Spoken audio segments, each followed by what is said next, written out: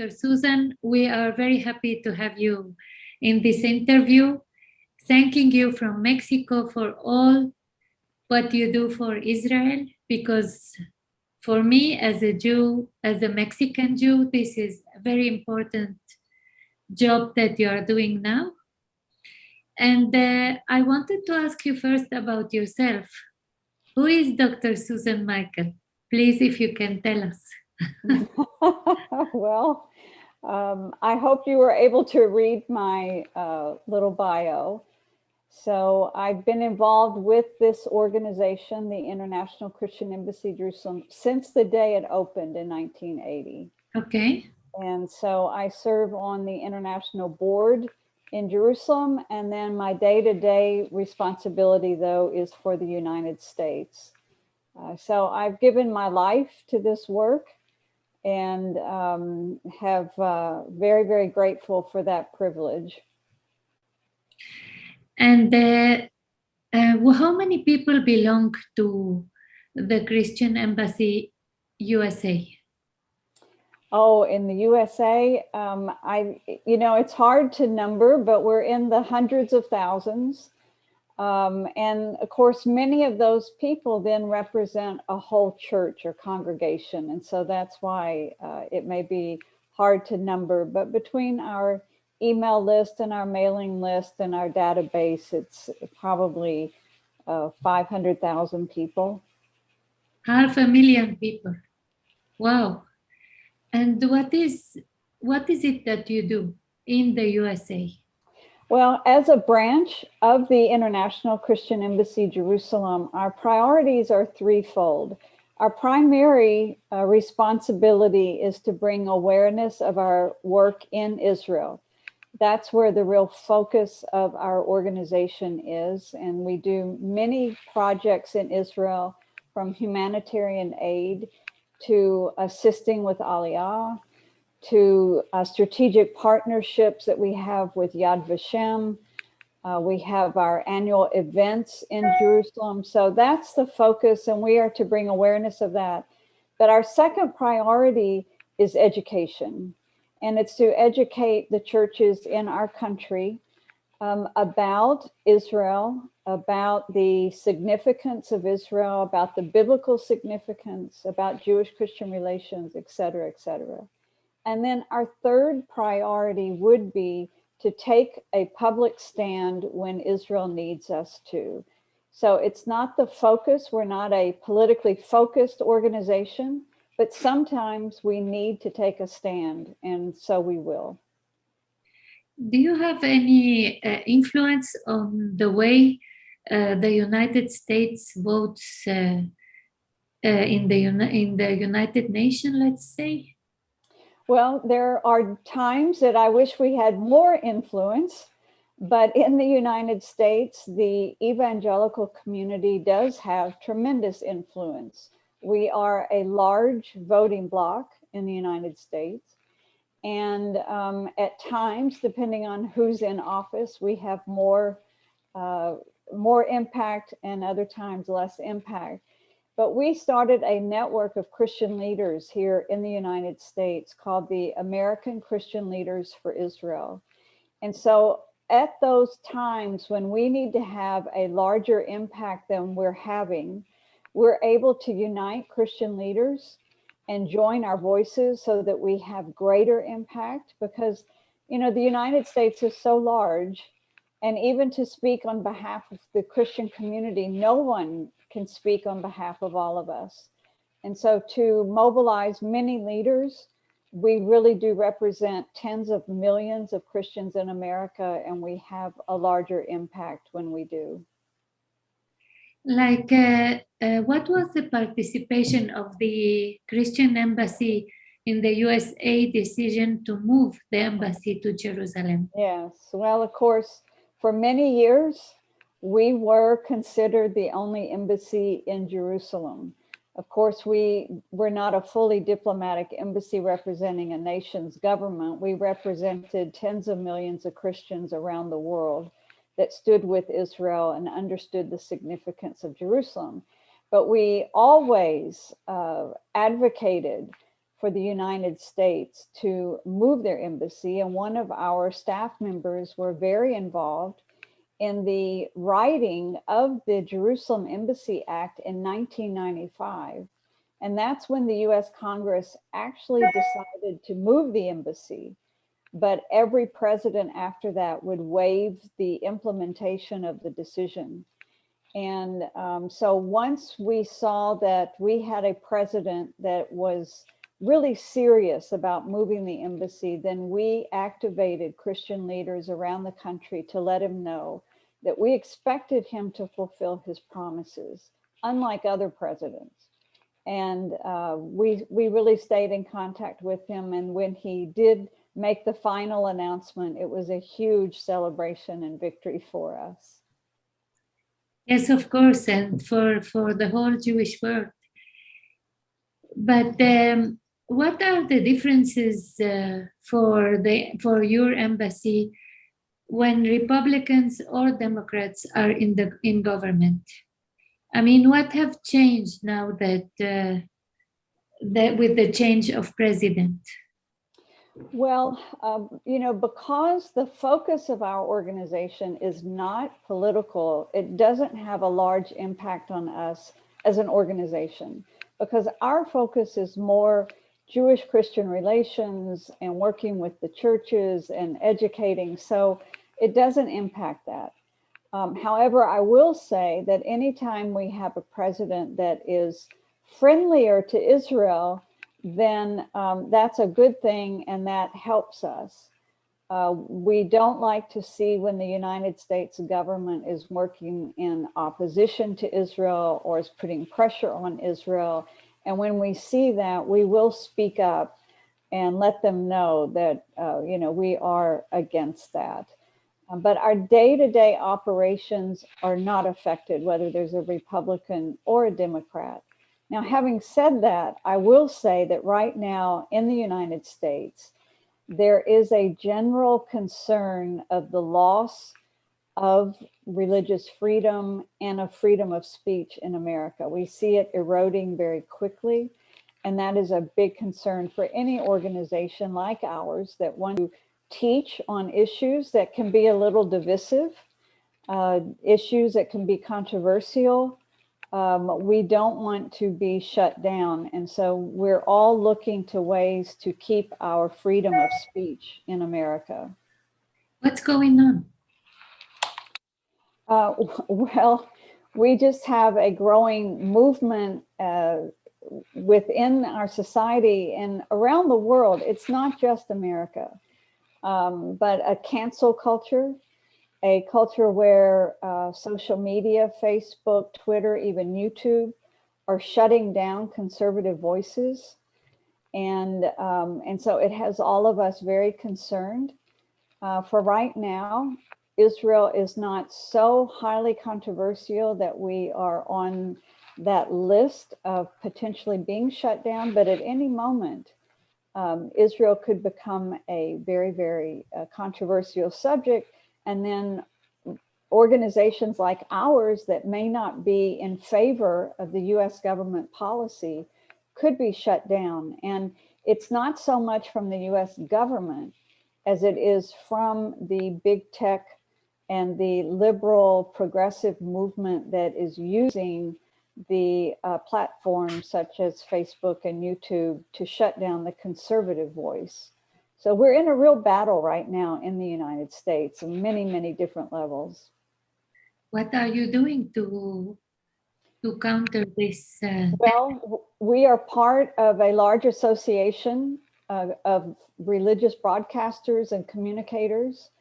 And we just were at a national convention 2 weeks ago discussing this and the need for more government relations work in Washington, D.C. on behalf of our industry, that we can maintain our freedom of speech and not be shut down. And it's going to be a long battle and a long road, but we are mobilizing and pulling together as an industry of Christian broadcasters and communicators. Wow, so you think freedom of religion is also at risk? Well, yes, once a pastor is told what he can preach on and not preach on, Is it then, what's going on? well, we're almost there, yes. The culture is already telling the church, and I mean this in an indirect way, but churches are already getting the message that if they take what are traditional biblical stances on, say, marriage or gender issues, these kinds of things, there's a cancel culture that will come against them. And so in a way, there's a lot of pressure on our pastors. A lot of them do not want to speak to the social and political issues of the day because it is so divisive and because they can be attacked. And so they're trying to stay away from that, which in a way makes a very weak church movement when your leaders will not speak to the issues of the day. So it is a growing concern. Because then they will have to self-censure themselves. Mm-hmm. And this is awful. Mm-hmm. Do you think also the Jewish community is suffering the same ailment, to say?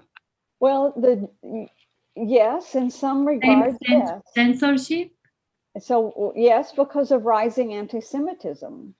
And so we already have that in America, a rising number of Jewish people do not want to wear kippahs or symbols of their faith because of their fear. So that means that the synagogues and the Jewish leaders are also operating in an atmosphere of fear. Now, it may be a little bit different than what I've just described for the churches, but nevertheless, there is a connection that we have an increase of hatred in general and a very, very divisive culture, which is very angry at the other side, no matter what side of the fence you're on. And that kind of culture is very dangerous for the Jewish community. And so we, through the ICEJ and the American Christian Leaders for Israel, have taken on the challenge of speaking out against anti-Semitism. We feel that that's the most important thing we can be doing right now in the United States, because it's increasing, and it's a very dangerous situation for all of us, and that particularly for the Jewish community. What are the actions taken to counter anti-Semitism? Well, there are, a number of organizations working on different fronts, but I think everyone's kind of frustrated that it doesn't seem to be making a big difference. And so there are a few things that we think need to be done, and we're talking right now to some Jewish leaders and other organizations to see how can we fund this and how can we do this. First is a campaign to get the US government to actually appoint a very high level person tasked with combating anti-Semitism, not just as foreign policy, but here in the United States. Because that's the first thing. There was a guy, Ilan Carr. Yes. Ilan Carr was in the State Department, and he was the special envoy for combating and monitoring anti-Semitism. In the very last weeks of the Trump administration, they elevated that position to an ambassadorship, but it has not been filled yet by the Biden administration. Now, that position is at the State Department, so it actually is a foreign policy position. We want a position inside the White House, maybe at a cabinet level, to focus on rising anti-Semitism inside the United States. So that's our first campaign. The second campaign that is desperately needed, which is a little harder, is a major offensive on social media. And there are some organizations already doing that, but they need help. They need to join hands. They need greater funding. And we need a whole thousands of volunteers online using our information to combat this, because it's through social media that it's infiltrating everywhere. It's from social media to the campuses, social media to the left wing, and social media to the right wing. And so if we can get it at the social media level, then we've really made a big dent in the problem. So those are the first two things that we want to work on, and amongst other ideas, but it's going to take all of us working together, and that's always a little difficult. Yes, please count us in for your Hispanic followers, because we have quite a lot of followers ourselves, and we would like to join your campaign. Absolutely. I think it is important to. Yes. We have a lot of readers in the United States, and it's important that maybe we join forces. Absolutely, we would love that. So, what's ahead for the Christian Embassy? Well, we are in Jerusalem. We are planning now for our annual Feast of Tabernacles celebration. And, you know, last year during COVID, we were worried. We didn't know how are we going to have this big gathering of 5,000 to 6,000 Christians from all over the world. We've done it for 41 years. How are we going to do this? And of course, the answer was we had to do it all online. And we were so excited to see that we had almost 8,000 paid registrants from over 110 countries. Now this year, it looks like once again, it's going to be an online event. And so we are really working hard and hoping that we can get as many as 10,000 paid registrants. And on top of that, we're going to have feast watch parties all around the world that are broadcasting on the big screen from Jerusalem, and have a gathering of 20, 50, 100 people. And so we'll have tens of thousands of Christians all around the world celebrating with us for the feast. So we are excited about that. Around the world, I think that our big push is also just educating the Christian community in our nations. You know, every generation you have to, in a way, start all over with your education. And we're sensing that in a big way, that the next generations, they're starting from a different starting point, a lower starting point. And we have to start at the beginning. We have to build foundational educational resources for them. And so I'm putting a lot of my time and effort into doing that. Biblical teaching, as well as just history, the founding of the state of Israel, Zionism, what is it? And build out resources that can be used for the next 20 years for a new generation of Christians. Well, you know, I think the Arabic countries and what you call the progressive have a lot of funding and a lot of media resources that I think we don't have. So to do what you are saying, and this is one problem. And the other one, what you talk about the new generations, I think it is increasingly difficult to get them like to rally around maybe religious thinking or religious mindset, because it is not that fashionable anymore. It is not that cool, let's say it. No? How are you going to do that? Yeah, in general, society is just much more secular. And so our young people are much more secular. And, you know, the focus of our organization isn't on the secular ones. It is on those that are in the churches and in the Christian movement, even though I recognize that they too are coming from a more secular background and mindset. And one of the problems that we have to encounter first right on is that they've been told that the Bible is not true, or it's not accurate, you can't trust it. And especially if they've been in university, they've been told all kinds of things against the Bible. And so we're teaching about how true the Bible is, how accurate it is, how exciting it is, and helping build that foundation, because it's from the Bible really that we understand the significance of Israel and the Jewish people, and as the root of our own faith. And so much of our appreciation of Israel comes from the Bible, but not all of it. And so the rest of what we need to be teaching is just the history of Jewish-Christian relations, of anti-Semitism, the history of how Israel was formed, because Israel is legally in the right. And once we know the facts of history, then we support Israel. We stand on Israel's side. So there's a lot of educating we have to do on all different levels for this new generation. It's a little bit of a challenge, but it's not impossible. We just need to put our minds and our budgets towards this and creating resources for them. How would you reach this generation? It is kind of puzzling, no?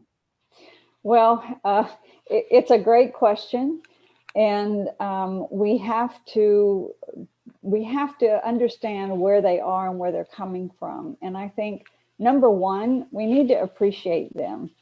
And there's a lot of complaining about the younger generations because they're more secular or because they're this or they're that. And I just don't go there. I say, look, what did my generation look like when we were in high school? I'm sure our parents were very worried about our generation. So let's get beyond that and realize that these young people are bright, they are quick, they're smart, they know they have values that are good. And so we need to play on that and encourage them in who they are, encourage them in their quest for some kind of justice in society and in the world, and encourage them in their anti-racist, commitments. That's all good stuff.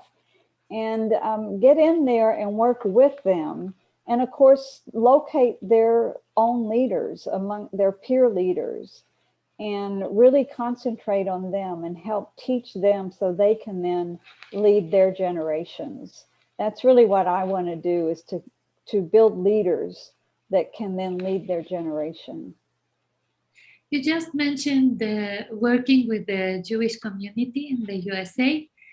Who do you work with, and what is the relationship between the Christian embassy and the Jewish community? Well, I'll tell you, I've worked with the Jewish community for many years, and being headquartered in Washington, D.C. for many years, I worked with a number of organizations there, but I'll share with you what I observed. In the 90s, we did events all across the United States, and we would always try to have one evening where we had a special program, and we would reach out to the leadership of the Jewish community and would invite them to come to our program. We made sure it was a night that was comfortable for a mixed audience, Jews and Christians, and we made a lot of effort, and they wouldn't have anything to do with these events. They were very afraid of what was our agenda, why were we doing this, and they would stay away.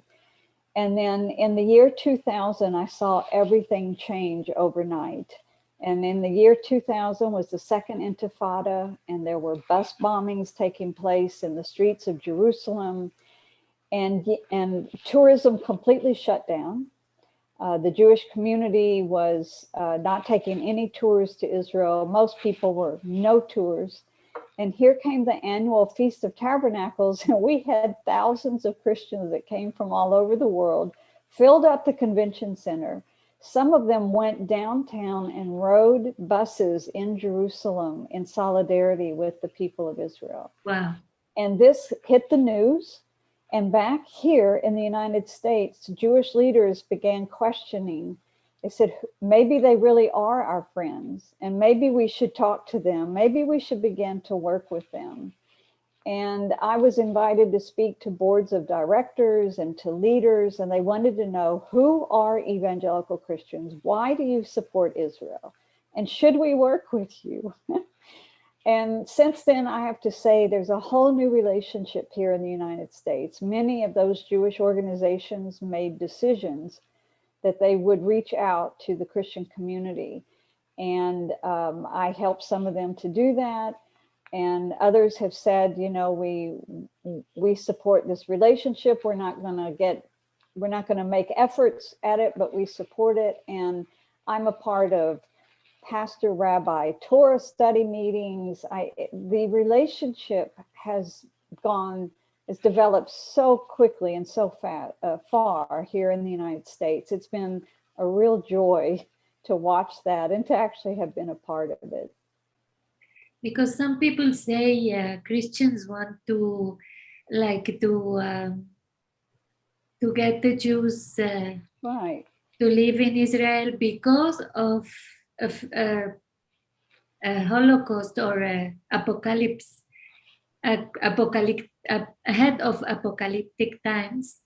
And this is, I think, what makes some people a little bit not very happy with the idea of this working together. What would you tell them? Well, I would say that if that was true, I would agree with you. I think you would be very unhappy with that. But I only hear that from the Jewish community, because that's what the media and the journalists repeat in almost every single article that they write about Christian support of Israel. They always put in there, but of course we know that they do that because they believe this.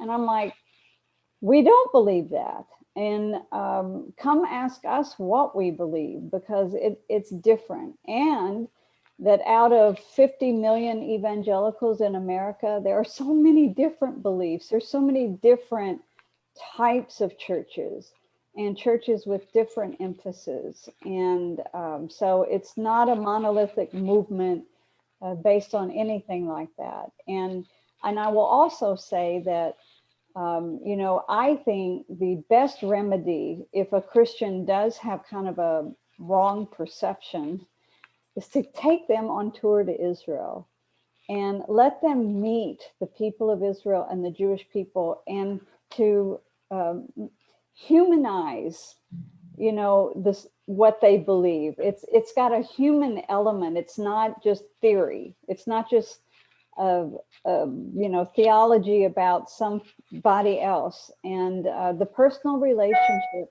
is what makes all the difference. And that's on both sides.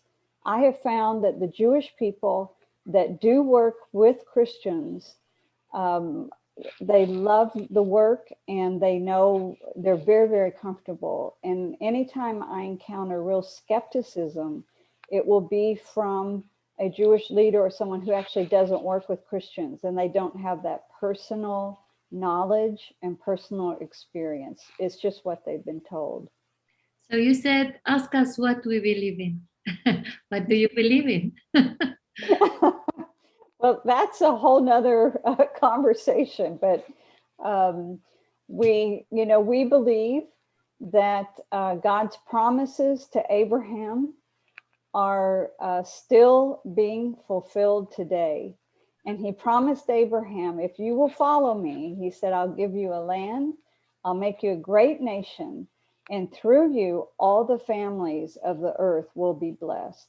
And we see that as the biblical significance of the Jewish people, that God wanted a people through whom he was going to work to reach the rest of the world, to reveal to the rest of the world who he is, what it means to be his children, and to bring redemption to the world. And that's why we believe, that's why God told Abraham, therefore I'm going to bless anybody that blesses this, and blesses you and your people. And so we believe that God is with the Jewish people. He has brought them back to the land that he promised to Abraham. And he's still working to fulfill his purposes in the earth, and it will be through the Jewish people. And we also believe that you're the roots to our faith, that you are the root that supports our faith as Christians. And the Bible tells us we're to honor you, and to have humility and realize you support us. We don't support you. And so I'd say that in a nutshell are the two main teachings that we have as an organization that we bring to the Christian churches. Well, this is very, very interesting. And thank you so much for, as I said in the beginning, for your help and your work. I know you work very hard to support Israel. And Prime Minister Netanyahu said it, that evangelical Christians are the best friends of Israel. And well, just to thank you, to thank you also for this interview. Well, you're welcome. And I will say we do work very hard, and we do it because we believe supporting Israel is the right thing to do. And we do it because we actually think that it's a blessing to the whole world, that Israel is there as a light to the nations. And so we want to help Israel to be that light. And it'll just be a blessing for all of us. So we're very, very grateful for this opportunity to share this with your people and to get to know you today, May. Thank you.